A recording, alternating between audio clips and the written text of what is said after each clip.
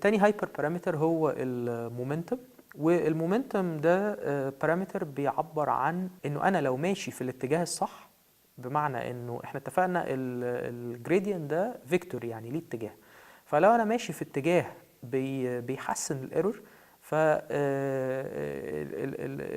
اتس نايس ان انا ازود السرعه في الاتجاه ده. فاكن انا بقول ايه، انه بدل ما كان دلتا دبليو هو عباره عن ان انا ماشي عكس اتجاه الجريدينت ماينس الفا في البارشال جي باي بارشال دبليو، بجمع سيرتن فاكتور. الفاكتور ده هو فاكتور في كل الدلتا دبليوز اللي فاتوا، ومضروب في سم فاكتور اسمه ميو باور تي. ميو ده برضو رقم اقل من 1. تعالوا نشوف ده معناه ايه. اولا ده معناه انه انا باخد فاكتور من كل الفيكتورز اللي فاتوا، فالسميشن اوف كل الفيكتورز لو كانوا كلهم في اتجاه معين هيديني فيكتور برضو في نفس الاتجاه او مقارب، لو كانوا عكس بعض فهيكنسلوا بعض. تعالوا نشوف ايه انتربريتيشن لموضوع المومنتم ده فيزيكالي.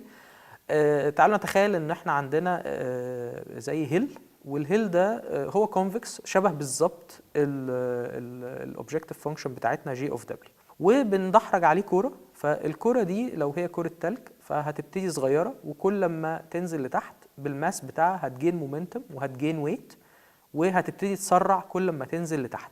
طيب عشان نسيميوليت موضوع المومنتم فيزيكالي، المومنتم في الفيزيكس هي عباره عن الماس في الفيلوسيتي.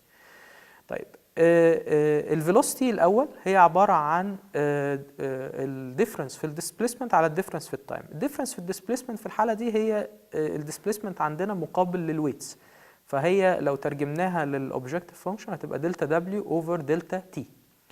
دلتا تي في حالتنا هي 1، لان احنا بنتكلم ان احنا هنغير المومنتم كل سنجل الجوريثم ستيب، فدلتا تي ب1. عشان كده ايه الفيلوسيتي هنا هي دلتا دبليو.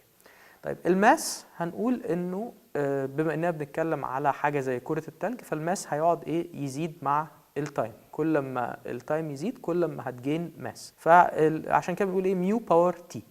فكل ما التايم يزيد هتجين ماس، بس لو الميو ده اقل من 1 هتجين ماس بسرعه اقل شويه. يعني هو الرقم هيزيد، بس في الاول هيبتدي يزيد بسرعه وبعدين يبتدي يزيد ببطء، بس في النهايه هو بيزيد. وبالتالي ده هيساعد انه لو انا دايما ماشي عكس اتجاه الجريدينت هيسرع الكونفرجنس.